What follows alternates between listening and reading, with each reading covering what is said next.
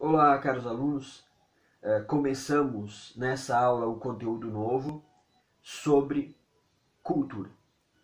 Para iniciarmos, vejam só, nós vamos trabalhar nessa disciplina três conceitos distintos de cultura. Cultura no senso comum, cultura na filosofia e cultura na antropologia.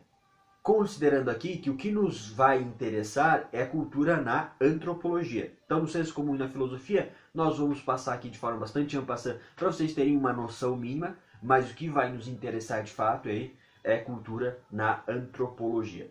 Então, indo para o primeiro slide, cultura no senso comum. Então, o que é o senso comum? A gente já trabalhou nas aulas anteriores, mas voltando. Senso comum é essas ideias, essas percepções que estão na mente das pessoas, de modo geral. Ou seja, o senso comum é a forma que as pessoas pensam o mundo, né? Sempre aqui enquanto sociedade, enquanto um grupo mais amplo. Portanto, se nós fôssemos para a rua e começássemos a perguntar para as pessoas o que é cultura, normalmente a definição que elas apresentariam seria a que está nesse primeiro slide. Ou seja, cultura é sinônimo de conhecimento, é sinônimo de educação, é sinônimo de uma percepção artística mais refinada, é sinônimo de muitas experiências culturais. Dito de outra forma, uma pessoa que viajou para a Inglaterra, que viajou para a França, que sabe falar inglês, que leu Shakespeare, que escuta música clássica, no senso comum vai se entender que essa pessoa é uma pessoa com muita cultura. Inversamente, uma pessoa que nunca saiu aí do seu município, que não sabe falar uma segunda língua ou mais, tem dificuldade de falar inclusive a primeira língua, escuta funk e tudo mais, no senso comum normalmente vai se entender que essa é uma pessoa que não tem cultura. Portanto, aqui a gente está fazendo essa hierarquia, né? Quem escuta música clássica tem cultura. Quem escuta funk não tem cultura. Quem lê Shakespeare tem cultura. Quem lê gibi não tem cultura, né? Essa é a visão normal aqui no senso comum, né? Lembrando sempre, então, há uma hierarquia, considerando que um tipo de cultura é superior e outro tipo de cultura é inferior. Segundo slide. Então, cultura na filosofia. Aqui a gente também está fazendo de forma bastante rápida, né? Então, na filosofia, normalmente quando se pensa cultura em oposição ao biológico. Portanto, temos um reino da necessidade e um reino da liberdade. O reino da necessidade é o reino biológico, aonde não há possibilidade de ser diferente do que é. O reino da liberdade, aqui a multiplicidade, aqui a liberdade, aqui a pluralidade. Aqui é a cultura. Vamos entender que aqui o ser humano ele sempre está submetido a essas duas dimensões. Reino da necessidade, reino da liberdade. Então o homem a todo momento está submetido a essas duas condições. Vamos pegar exemplos bem simples, né? Pegue a alimentação. É uma imposição da natureza que nós nos alimentemos. Do contrário, o nosso corpo vai definhar e nós vamos morrer. Mas socialmente nós definimos formas de se alimentar. Ou seja, eu, por natureza, sou obrigado a me alimentar. Mas socialmente eu estabeleci alguns ritos. Então, sei lá, nós vamos comer comida cozida, nós vamos comer à mesa, nós vamos comer com talheres. Durante esse processo de alimentação eu não posso me lambuzar todo, né? Ou seja, vamos lá, tem um prato de feijão aqui na minha frente. Eu não posso simplesmente começar a comer com a mão e sair se lambuzando, não. Socialmente nós vamos entender que vai ter o prato, você vai comer ali com o garfo e a faca, você deve procurar não se sujar, caso eventualmente corra um pouco de feijão, alguma coisa assim, você vai lá com o guardanapo e limpa, né? Socialmente nós entendemos dessa forma. Ou vou pegar aqui um segundo exemplo, né? Do ponto de vista da alimentação, eu poderia comer uma pratada de minhocas, né? Talvez do ponto de vista nutritivo não seja a melhor alimentação, mas eu poderia comer, né? No entanto, socialmente nós entendemos que isso é algo nojento, isso é algo desprezível e não se deve se alimentar. E, portanto, eu só comeria uma pratada de minhoca se eu tivesse com muita fome. Sei lá, estou perdido no meio da selva, não tenho expectativa alguma de que serei encontrado aí nos próximos 5, 10 dias, aí eu comeria esse tipo de recurso, né? Mas fora disso, um ser humano não, alguém da nossa cultura não aceitaria muito bem, né? Mais do que isso, a gente pode inclusive pegar aqui a questão da sexualidade, né? Biologicamente nós somos lançados para a sexualidade, mas socialmente nós definimos formas. Ou seja, se eu ver uma pessoa passando ali na rua e ela me apetece sexualmente, eu não vou pular em cima dela, né? Não vou sair correndo atrás dela. Socialmente nós definimos algumas situações. Nós definimos que eu preciso do consentimento daquela pessoa, mesmo tendo o consentimento daquela pessoa, eu não posso fazer isso no meio da rua, vai ter que ser num espaço reservado, sob determinadas condições, a partir de determinados ritos, né? Isso é essa relação necessidade-liberdade, né? Biologicamente nós somos obrigados a seguir determinadas condições, mas socialmente nós definimos formas e ritos para fazer isso, né? Pois bem, quando começa a cultura? Aqui nós vamos entender, a cultura é uma cisão entre o homem e o animal. Não que com a cultura nós abandonemos a dimensão animal, mas nós vamos sobrepor a animalidade à dimensão cultural. Então, você tem um animal, mas com a linguagem vai se encobrir esse animal com todo um conjunto de ritos, comportamentos, preceitos, conceitos, que nós vamos chamar aqui sob o nome de cultura, né?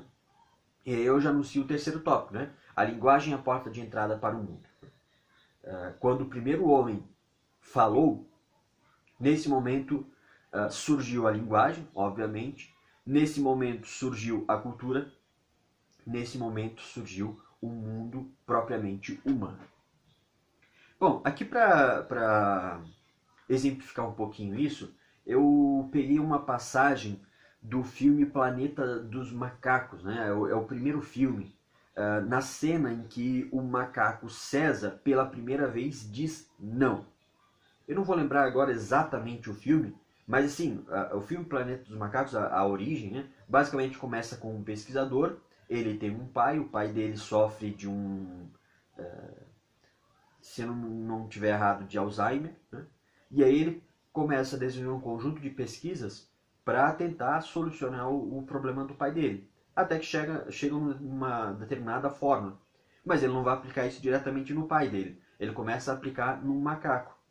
E essas aplicações vão desenvolvendo a capacidade intelectual desse macaco, até que finalmente diz a palavra não. Então a gente vai assistir uma cena desse filme, 2 minutos e 35 segundos, e aí a gente retoma aqui.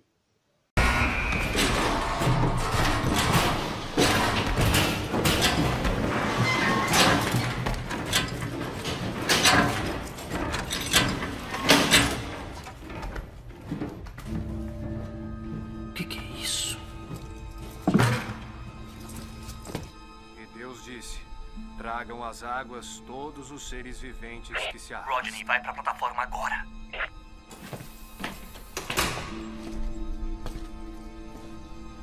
Rodney!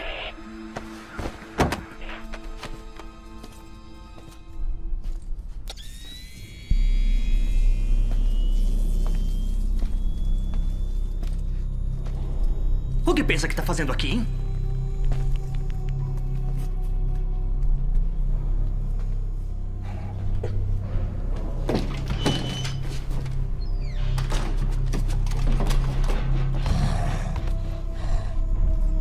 Entra! Vai logo! Volta pra sua jaula! Eu tô avisando.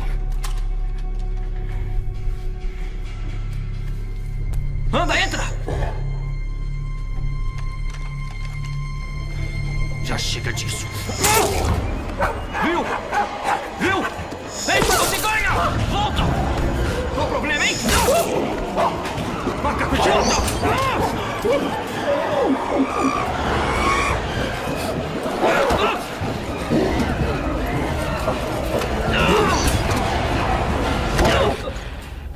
Tira essas patas imundas de mim, seu chimpanzé sujo!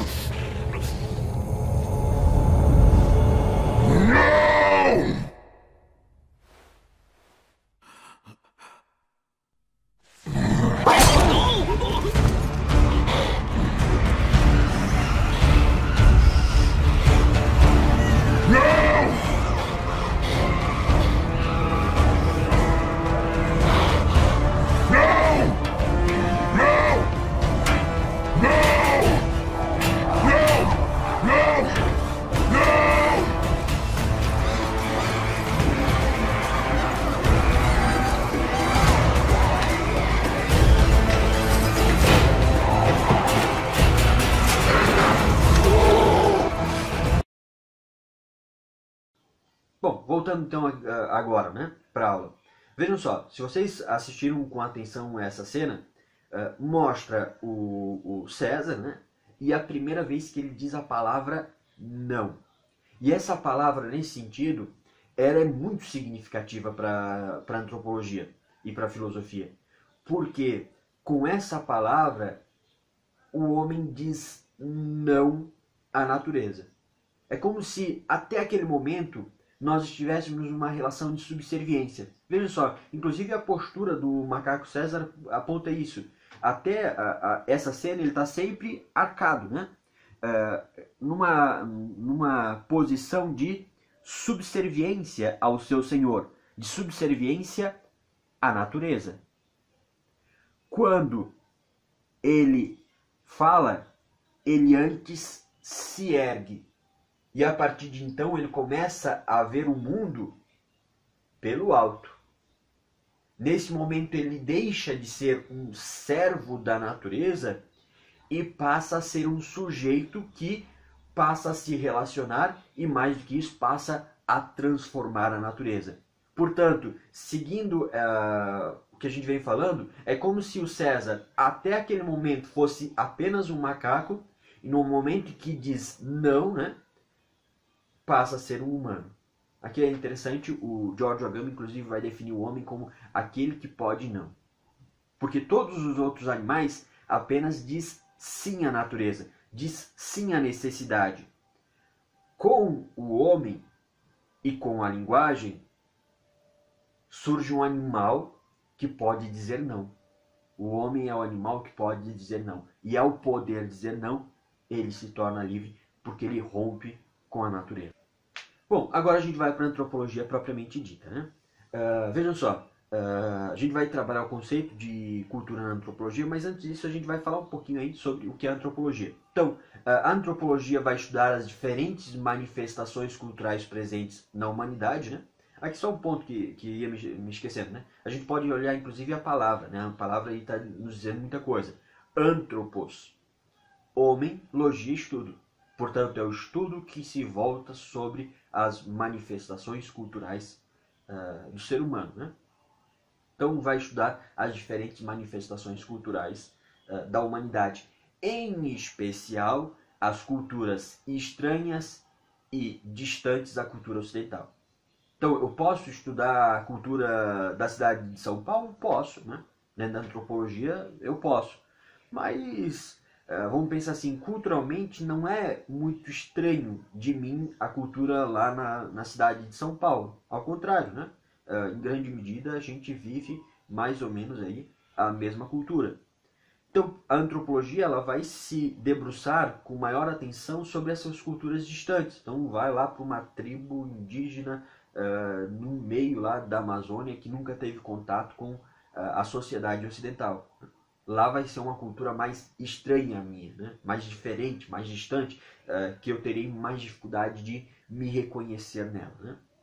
Então, segundo tópico, estuda as culturas distantes ou estranhas à cultura ocidental. Não somente isso, mas dá mais atenção a isso.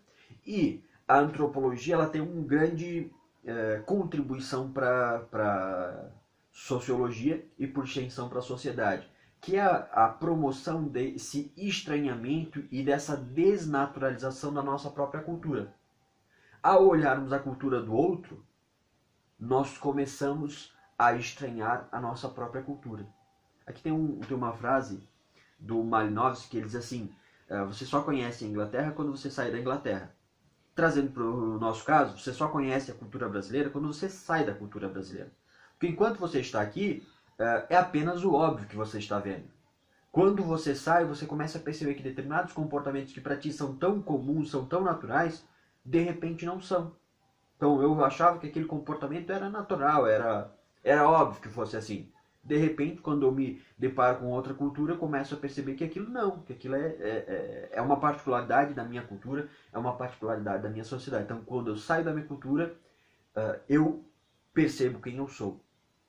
No caso da antropologia, quando eu estudo uma cultura distante, eu começo a perceber a minha própria identidade e a minha própria cultura. Aqui também no Malinowski, ele vai ter uma passagem que ele diz assim: se nós pudéssemos conversar com um peixe e perguntássemos a ele o que é água, ele teria dificuldade de responder. Por quê? Porque a água é o óbvio que está por todos os lados e ele nunca parou para pensar.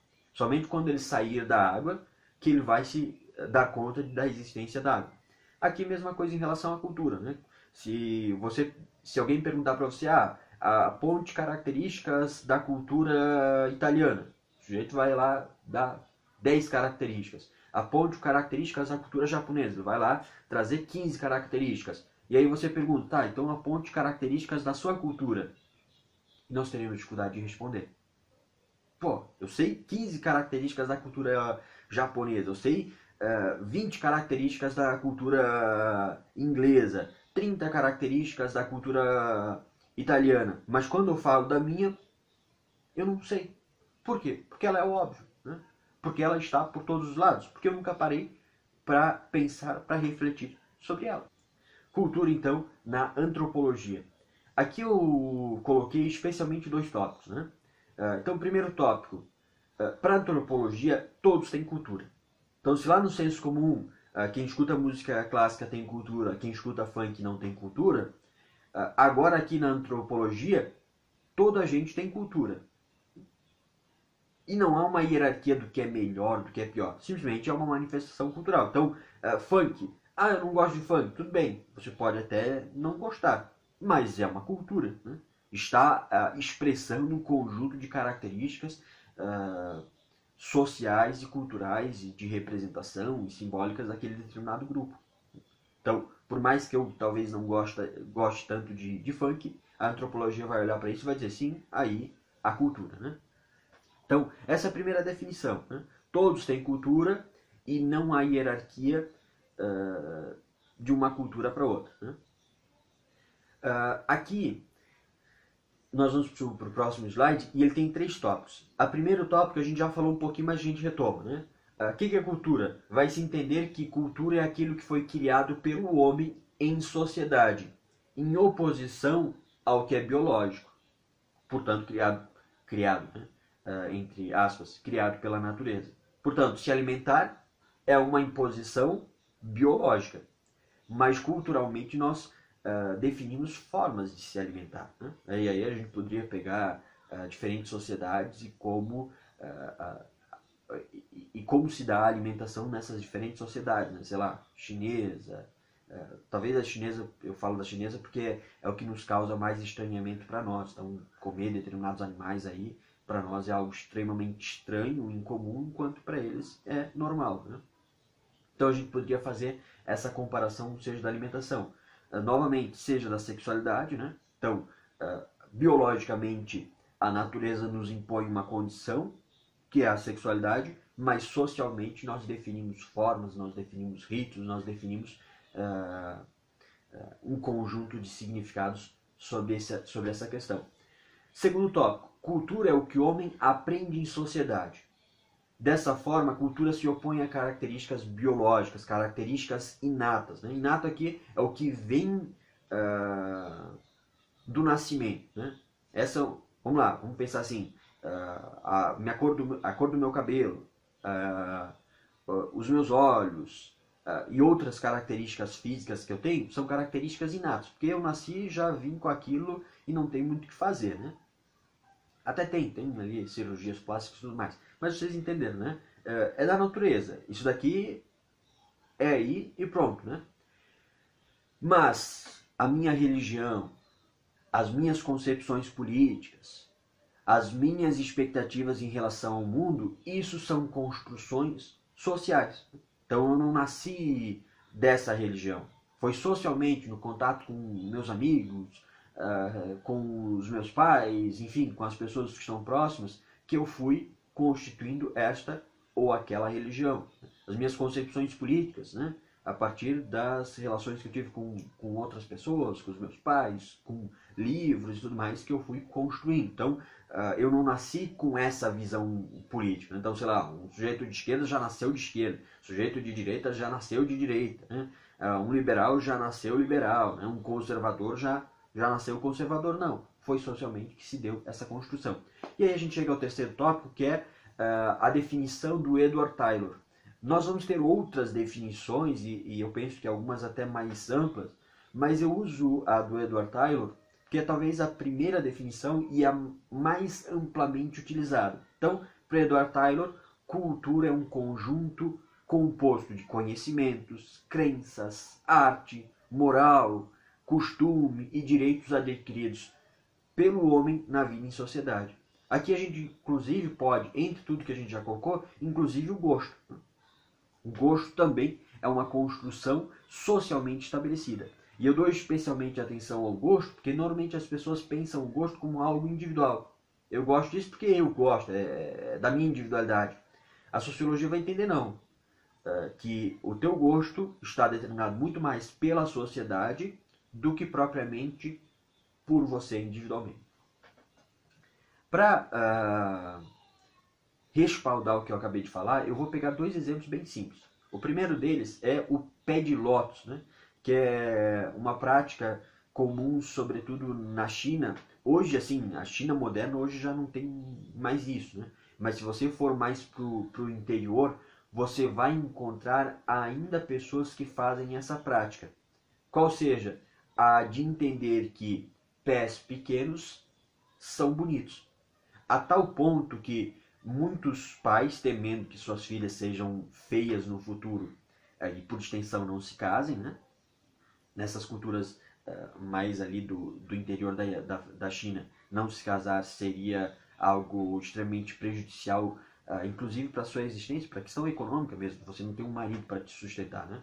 Então, temendo que elas sejam vistas como feias, eles quebram o pé da menina ali entre 4 e 5 anos, para fazer com que o pé dela fique pequeno. Aqui a gente tem essa imagem, né, que mostra bastante isso, né? Mostra o pé, né? Então pense aqui um pé quebrado para baixo, para que ele tenha um pezinho aí pequeno, né? Do tamanho aí proporcionalmente de uma menina aí com 5 a 6 anos, né? Então ela tem um pé bem pequenininho, né? Mas, novamente, isso não é comum assim na China. Hoje já é algo mais reservado ao interior. Mas essa é uma visão. Portanto, se eu, Paulo, tivesse nascido lá na China, nesses rincões da China antiga, eu olharia para uma mulher com um pé desse jeito que nós temos na foto e acharia bonito. Segundo exemplo, aqui é mulheres girafas, né? É um termo criado, não é o termo local. Também na Tailândia não. Antes a gente falou da China. Agora a gente vai para a Tailândia. Mas também é mais no interior. Então não é algo comum. Se você chegar lá no centro na capital da Tailândia, você não vai encontrar pessoas andando livremente com essas argolas, né? Mas se você for para o interior, você vai encontrar esse tipo de situação. Pois bem, mulheres usando essa argola para deixar seu pescoço mais alongado e assim parecer mais bonita. Novamente, eu nasci no Brasil, mas se eu tivesse nascido lá nesses rincões da Tailândia, eu olharia para uma mulher com um pescoço aí de 30 centímetros e acharia bonito, né? Ou eu, ou qualquer um de vocês, se tivesse nascido lá, acharia bonito. Por quê? Porque socialmente nós aprendemos. Ou seja, é socialmente que nós aprendemos que isso é belo, que aquilo é feio. Eu só acho determinada música bonita porque desde criança me disseram, essa música aí é boa, essa música aqui é interessante. E eu acho outro tipo de música chato porque me disseram, não, isso daí é chato, isso daí é música sem graça, antiquado e por aí vai, né? É socialmente que nós vamos criando esse gosto, né? E aí eu acho muito interessante em sala de aula, porque as pessoas tendem a olhar isso com certo estranheza. Meu Deus, como esse povo aí é louco, né? Um quebra o pé, outro estica o pescoço, né? Mas olha só, sobre essa perspectiva, nós também fazemos isso. De forma diferente. Deixa de ser o pescoço e passa a ser, sei lá, o tamanho do bíceps, né? Então um cara lá bem malhadão é visto como bonito, né? E às vezes se mete a, inclusive, tratamentos estéticos e tudo mais para parecer bombadão, né? Ou ainda deixa de ser o tamanho do pé, o tamanho pequenininho do pé, e passa a ser o tamanho do bumbum, né? E aí vai lá a moça e bota silicone no bumbum para deixar o bumbum enorme e assim chamar a atenção das pessoas. Então eu uso esses dois exemplos porque nos causa uma estranheza, né? Pô, povo estranho povo louco quebrar aí o pé da menina pra ficar bonito, né? Mas a gente também faz isso, né? De forma diferente. Então, seja colocando lá silicone no bumbum, seja colocando silicone nos seios, seja dedicando aí 3, 4 horas por dia em academia para ficar bombado, né? Para ficar forte, né? São formas diferentes, mas a gente está fazendo a mesma coisa que eles ali na foto. Só que olhando para outra situação, né? Se eles estão olhando para o pescoço, nós estamos olhando para o bíceps. Se eles estão olhando para o pé, nós estamos olhando para o bumbum, né? Só mudou o local de atenção, mas nós continuamos a fazer o que está ali. E como a gente chega a isso? Socialmente. Então não é você que acha uma pessoa assim com essa característica bonita. É socialmente lhe foi dito que essa pessoa com essas características é bonita. Bom, sobre cultura, a gente pode fazer uma distinção entre cultura material e cultura imaterial. O que é a cultura material? São todos os elementos materiais, físicos, né? Que você pode aí perceber, você pode tocar, você pode sentir o cheiro e tal, né? Ver, audição, tudo mais, né? Isso é a cultura material. Aqui eu uso o exemplo do celular. Um celular é um objeto material da nossa cultura. Por que ele é da nossa cultura? Porque ele transformou a nossa forma de se relacionar com os outros e com o mundo. Vocês que são de uma geração que já nasceram aí com o celular nas mãos, talvez tenham um pouco mais de dificuldade de perceber isso. Mas as gerações um pouquinho mais velhas que não tiveram esse contato já desde a tenra infância com o celular, vai perceber que a forma de nós nos relacionarmos hoje é bem diferente. Então, sei lá, se antes um determinado amigo viajou e ficou 6 meses fora do Brasil, quando ele voltasse, a gente teria uma conversa sem tamanho, porque teria muitas novidades para ele me contar e eu mesmo contar para ele, né? Agora não, com as redes sociais, né?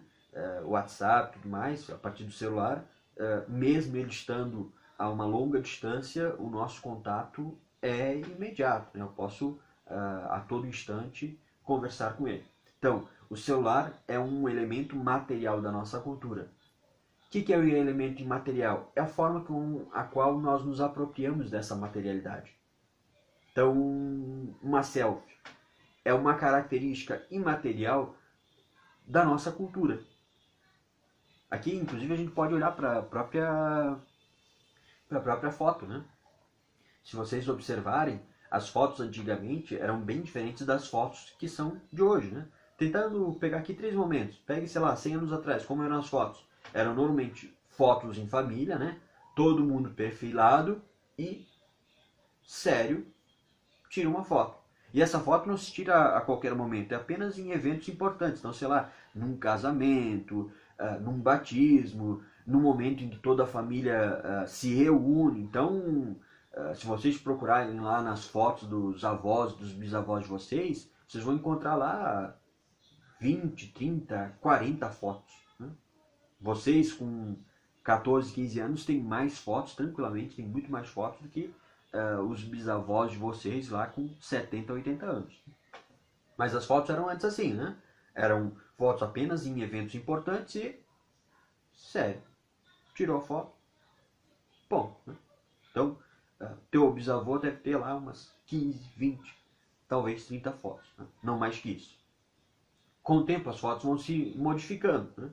As pessoas vão começando a tirar mais fotos, Então, se vocês conversarem com os pais de vocês, né, vocês vão perceber que eles já têm bem mais fotos, né?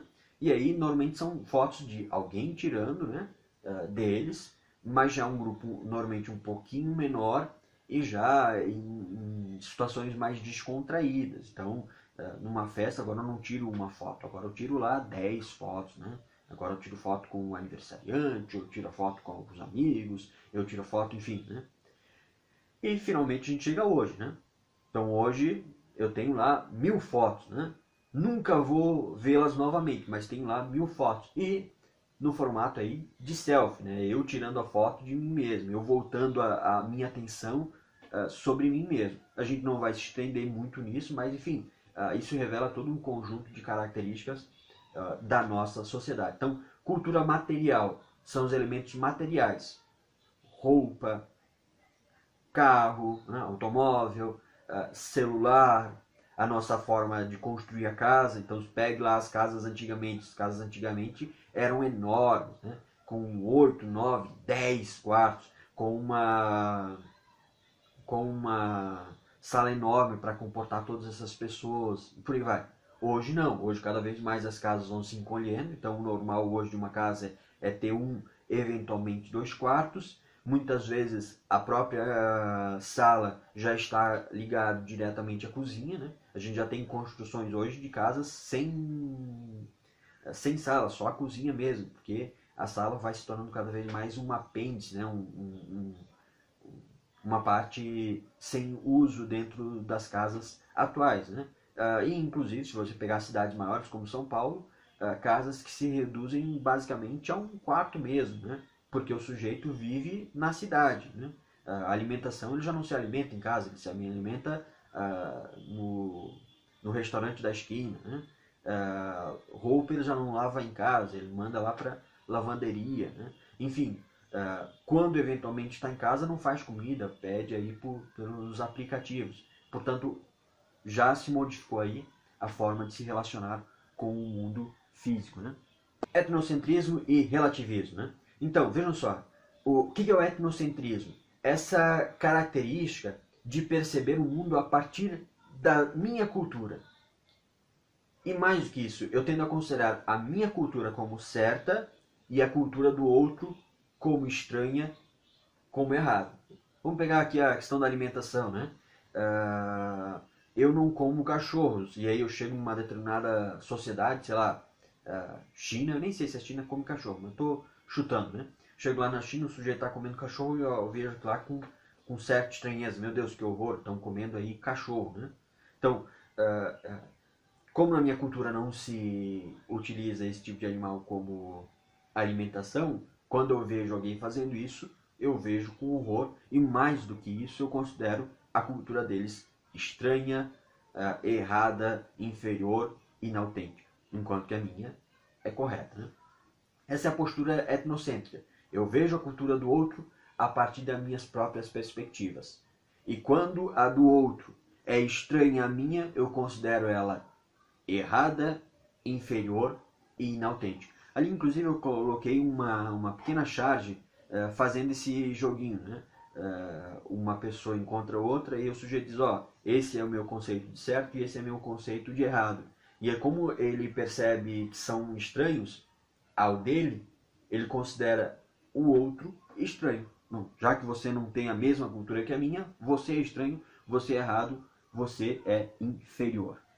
Enquanto isso, o relativismo, né, tende a respeitar integralmente a cultura do outro, né? Mesmo que o outro pense o mundo de forma diferente, mesmo que o outro tenha uma perspectiva diferente do mundo, eu a respeito integralmente. Ela não é errada, inferior ou inautêntica por causa disso. Evolucionismo. Então, próximo slide, evolucionismo. No evolucionismo, nós vamos ter como grande representante o Edward Taylor, né? E ele vai ser profundamente influenciado pela teoria da evolução de Charles Darwin. Ou seja, Darwin vai trabalhar com essa ideia de que as espécies mais adaptadas vão se perpetuando, né? Enquanto que as espécies que não conseguirem se adaptar ao meio vão sendo esquecidas na noite dos tempos. O Taylor vai olhar para isso e vai copiar e colar para a sociedade. E vai entender que as sociedades também estão nesse processo de evolução, em que as sociedades mais desenvolvidas vão permanecendo e as sociedades menos desenvolvidas vão aos poucos sendo esquecidas na noite dos tempos. Só para a gente pegar uma implicância sobre essa visão, nós podemos pegar a questão dos europeus vindo para a América, né? Especialmente aí, portugueses vindo para o Brasil. Sob essa perspectiva, os portugueses, quando vieram para o Brasil, eles não estavam fazendo algo errado, agredindo, violentando a cultura local. Eles estavam fazendo um favor. Eles estavam permitindo que a cultura local pudesse ter acesso ao desenvolvimento da cultura europeia. Eles estavam, sob essa perspectiva, civilizando o bravo que aqui estava, sob essa perspectiva aqui do evolucionismo. Então, o evoluído chegou aqui e disse, vocês são selvagens, vocês são bravos, nós precisamos domesticá-los, nós precisamos civilizá-los. Então, botem roupas, comecem a rezar aí para o Deus cristão, formem famílias, construam casas, acumulem recursos e assim vocês vão se tornar uma sociedade evoluída. Né? Só para a gente pegar uma implicância dessa visão do evolucionismo. Né? Então, no evolucionismo entende-se que todas as sociedades têm início em um estado primitivo semelhante e vão evoluindo rumo ao progresso e à civilização, passando por estágios mais primitivos até atingir finalmente os estágios mais complexos. E essa visão evolucionista, ela vai ser profundamente influenciada pelo etnocentrismo. Sim, mas o que eu quero dizer é eurocentrismo, né? Profundamente pelo eurocentrismo. Né? Eurocentrismo, a Europa é o centro do mundo. Então, a Europa é a sociedade civilizada e todas as outras manifestações culturais são inferiores e podem e devem ser eliminadas, né? Porque são inferiores, né? São imperfeitos. Aqui a gente tem uma distinção entre raça e etnia, né? Aqui eu vou fazer duas observações, né? Você tem o Joseph Arthur de Gobineau, que vai propor a existência de três raças: raça branca, raça amarela e a raça negra. Nós vamos encontrar inclusive outros falando de raça vermelha, raça da floresta e tudo mais. Mas o Gobineau trabalha com essas três raças, né? Raças aqui entendendo como subespécies. Então você tem ali o Homo sapiens sapiens, e dentro desse Homo sapiens sapiens você vai ter uma ramificação apresentando essas três. Considerando aqui não só essas três, como um grau de hierarquia, em que os brancos são superiores, os amarelos estão numa condição intermediária e os negros seriam inferiores. Nessa direção, nós vamos ter inclusive o Houston Chamberlain, né? Acredito que a pronúncia é essa, que vai falar que dentro dessa raça branca, que já é superior, existe a raça ariana, que vai se sobrepor a essas outras. Né? Então a raça ariana é um entroncamento da raça branca que promoveu grande parte dos progressos da civilização e tudo mais. Isso é importante observar porque o Chamberlain vai falar isso muito antes do Hitler vir. Né? Aqui só para a gente perceber que esse discurso da raça ariana não é uma construção específica do Hitler, mas é um discurso que já está presente na sociedade alemã algumas décadas antes de o Hitler propriamente ascender ao poder. O que é etnia? Aí eu conheço o conceito mais comum a nós, né? São os conjuntos de práticas, comportamentos, concepções religiosas, linguagem, história de um determinado grupo comum a cada uma das sociedades. Aqui nós vamos chamar sobre cultura. Então, o conceito de raça é um conceito muito mais biológico, né? Sugerindo o sujeito é dessa raça e, portanto, ele já vem com esse conjunto de características biológicas pré-definidas e não há o que fazer. Enquanto que na etnia nós vamos entender diferente. Não, o sujeito é dessa etnia e por isso ele vai se comportar dessa forma. Mas se ele transitar para outra cultura, é possível que ele passe a se comportar de outra forma. Só essa distinção. Então, raça é um conceito biológico, né? Entendendo que a forma de você estar no mundo é determinado pela sua biologia, né? pelo seu sangue, né? Enquanto que a etnia é um conceito antropológico, social, entendendo que a sua forma de se comportar está definida muito mais pela sociedade em que você está inserido do que propriamente pelas características biológicas. Bom, com isso nós finalizamos essa aula sobre cultura, né? Tendo eventuais dúvidas, entre em contato através do Classroom, que responderemos todas as suas dúvidas.